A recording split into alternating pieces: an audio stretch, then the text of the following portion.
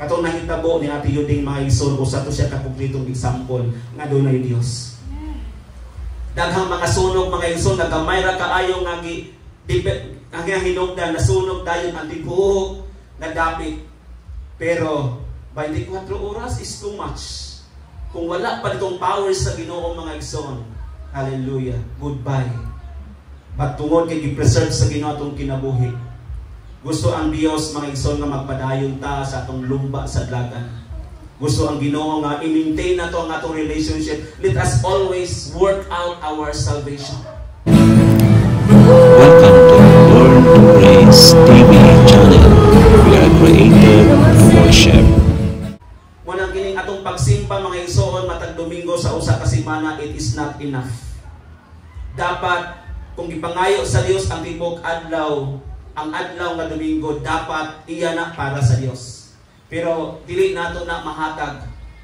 Pero ang Ginoo importante nga nag-ingon siya nga seek you first the kingdom of God and His righteousness, and He said, and all these things shall be added unto you. Hallelujah. That's the promise of God. Ug ang promise sa Ginoo mga igsoon, magpabilin nga saad ug walay si bisan kinsa mga igsoon nga makausab ana nga saad. Hallelujah. Bisan how many times ka ni run away sa Ginoo, kung mubalik ka sa Dios, impress ka punta sa Dios. Amen? Ingon ana ang saad sa Ginoo. Kaya naman, andam siya kanunay sa pagtabang panahon sa kalisdanan. Could you imagine, bisan pagmatay o, bisan pagmatumpag ang kabukiran, ngadto sa kahilatman sa dagat, still, ang tabang sa Ginoo, dili ug dili layo kanimo. Amen? Atong pakpakan si Lord. Kay maunay mga igsoon, hallelujah, ang katumanan sa saad sa atong buhi nga Dios, hapit na ang pagbalik sa Ginoo. Dapat atong i-exercise ang atong faith para nga kining atong lana dili mahubas. No? Dili ta may sama sa napulo nga dalaga mga igsoon nga buang-buang nga diin walay reserba ang ilahang lana mga igsoon, mahubas atong lana kung dili na ta maminaw sa pulong sa Ginoo, kung maminaw na ta sa tingog sa kalibutan. Manang pasalamat mo kung naay mga taong mudasig ninyo, mamumusta ninyo. Kaya nga naman, usana katimailhan nga ang Dios nagpangga sa imong kinabuhi. Andam siya kanunay sa pagtabang panahon sa kalisdanan. Hallelujah. Life is full of uncertainties. Unsa man ang uncertainties? Kanang wa ka kahibalo nga kalidrang sulat ma mingon gani ka nga nagsultihan ay paman mi ganiha. Ano namatay na siya. Di ba? Di kalitra man. Maayo pa man itong katawa-katawa na ako. Maula na ito yung last na kung namo di ay panagkita. Di ba? Tanang mga pulong na nanon, balik sa kita.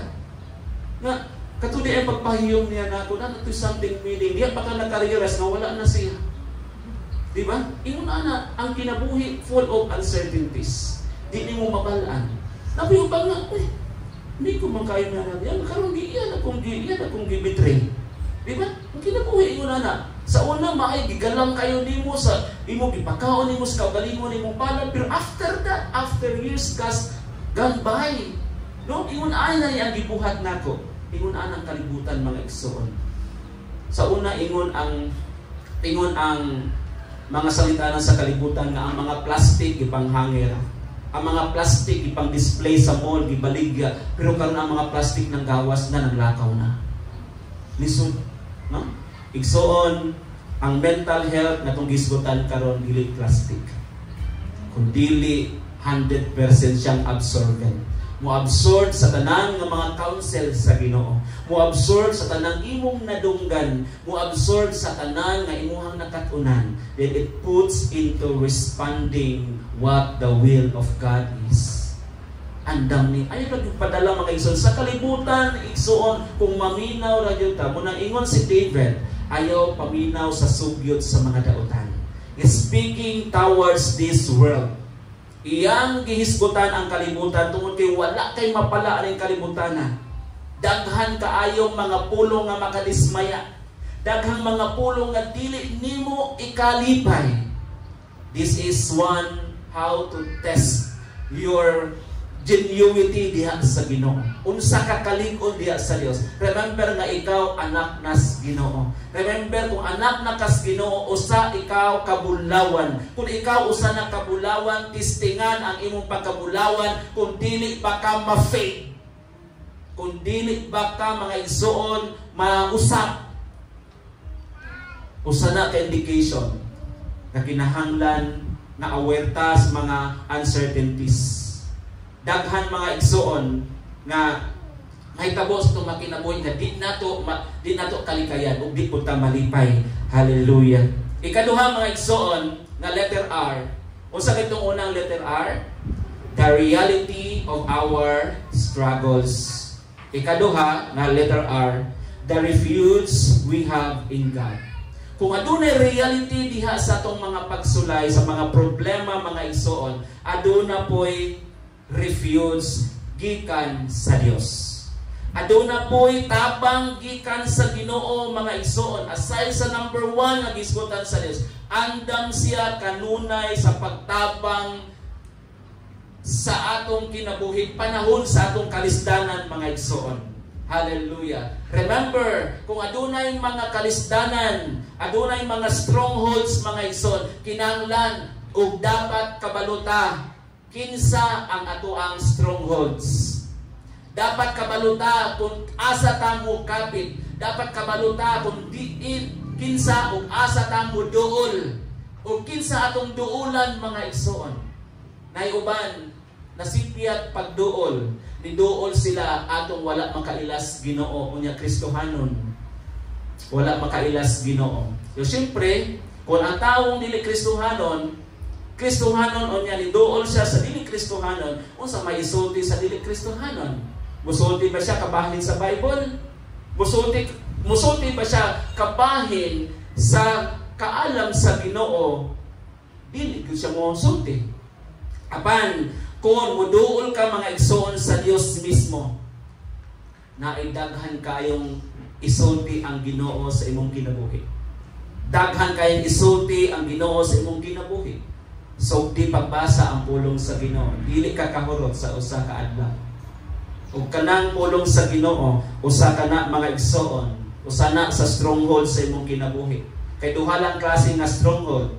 Una, pwedeng stronghold nato ang Dios. Kaya nga naman, siya ang atoang health life. Siya ang atong mental health. No? Tungod kay, kung suod ka sa Ginoo, you are always talking to God. Because prayer is a communication to God. Pwede monologue, pwede dialogue. Monologue gani, ikaw mo'y nakisulti sa Ginoo presently. Kung dialogue gani, between you and God, nakisulti ka sa Dios, then ang Dios nakisulti diha kanimo. In what way? Pinaagi sa pagpamalandong sa pulong sa Ginoo, that is dialogue. Pero kung wala ka nagmonolog, wa ko ka nag-dialogue, o expect na lang yun, nga wa jud kay maaning mental health. Wala yun. Na? Malaglag kita. Munang ato ang status atong pagto ang mga igsoon, wa ta naka-level up. Sige tanggad down, kaya nga naman, luoy kayo tagi. Usa na? Ikusok-kusos mga problema. Ano man, nakay kulang igsoon. Usay kulang nimo. You are unsa man weak in prayer. Dili kusog ang imong pag-ampo. May balaan na gid nato ng mga igsoon panahon sa itong mga pagsimba. Mabalaan na gid nimo tong warrior mga igsoon din naa naka-elevate, naa naka-una mga igsoon sa line up. Karong adlaw mga igsoon oy pagikan sa ato mga athletes gikan sa Bayawan sa Sibira. Naay naka daghang kayong mga nakaaning mga gold medal. Naapoy ubang wala.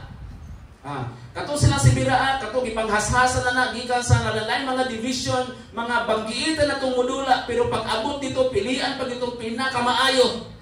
Yun anak ko sa pagpangalagad sa Ginoo mga igsoon, pilian ta. Kita nagituhuan nato ng mga maayong binhi, ayagon pag yun kung kinsa ang mabilin. Pero I believe, ang pinakamabilin, katong kusog kayo manalipod siyang kaugalingon. Pinaalis mga pag-ampo. Amen. Pagpata na ito si Lord. Hallelujah. Maunay nga nung naatay fellowship para i-challenge ta. Kay kung undang na sa pag-fellowship mga igsoon, urong sulod tas pagpangalagad sa Ginoo. Daog-daogon gyud tas mga problema igsoon. I tell you, daog-daogon gyud ta. Kaya ang kaaway mga igsoon is like a roaring lion wanting to be devoured. Nangita siyang tukbunon mga igsoon, din ikaw o ako nagpa buyan-buyan sa pagpangalagad, wa na kay pag-ampo. Tukbo niya ka. Mao na nga maglangoy gyud tas mga problema, maglangoy tas mga kagul-anan. Mao na mga igsoon is not the end of the world. Nabagyo tay panahon aron nga mohatagtag panahon sa itong mga pag-ampo para makabatuntag mental health. Amen. Mao ni mga igsoon usa kini pag-address gikan ni sa langit mga igsoon nga resita. Kay mao ni ang atong gikinahanglan bilang mga magtotoo sa Ginoo. Di ba? Ang doktor mga igsoon na kinahanglan og pasyente. Kung ikaw maayo do na kay mental health mga igsoon, dili ka ayuhon sa doktor kay maayo na ka. Ang doktor na kinahanglan og pasyente. Kay kung moadto kang doktor wa kay sakit di ka resitahan mga igsoon. Sa Ginoo, sa espirituhanon nato mga igsoon, ang pulong sa Dios mo number 1 nga resita. Munang ayaw og ika suko mga igsoon nga resitahan ka sa Ginoo. Kay nga naman para ni sa ato ang kalikunan sa atong pagtuo. Gana atong goal makaabot sa finishing line. Amen. Usbon nako. Ganahan makahata ang atong goal makaabot sa finishing line. Then hapit na ta moabot sa finishing line. Ayaw pag huna-huna nga muundang ka, bisan sa una-una ayaw huna-huna nga muundang ka. Na ay mga circumstances kinabuhi na di gyud mapugan, hala barog kung panahon kung doon na pag panahon nga mo barog ta. Pero ayaw pagbarog sa imong kaugalingon, barog kauban ang Dios. Amen. Barog kauban ang Dios, dasigang imong kaugalingon kay walay lain makadasig nimo igsoon. Walay lain makadasig nimo. Ang pulong ra Dios, ikaw ra gyud og ang labaw sa tanan ang Dios mga igsoon. Hallelujah. He is our stronghold. He is our refuge mga igsoon in times of our need. Refuge and strength na to gikan sa Ginoo. That's why ang mga anak sa Dios kinahanglan nga musalig sa protection sa Ginoo.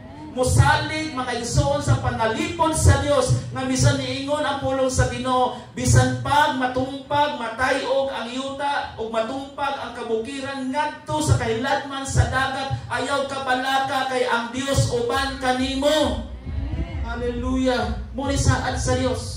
Let us open mga igsoon sa Isaiah chapter 41 verse 10. Unsay gisulti sa Isaiah 41 verse 10. Declaring verse 46 verse unsa siya? Isaiah 41 verse 10. Declaring the end from the beginning. Kung adunay katapusan, aduna po'y sinugdanan, na? And from ancient times, take note, gikan sa daang panahon, sa pinakakarang panahon, mga igsoon, bisan pang mga butang nga wala pa maabot, wala pa nahitabo, saying ang Dios nagingon, my counsel shall stand.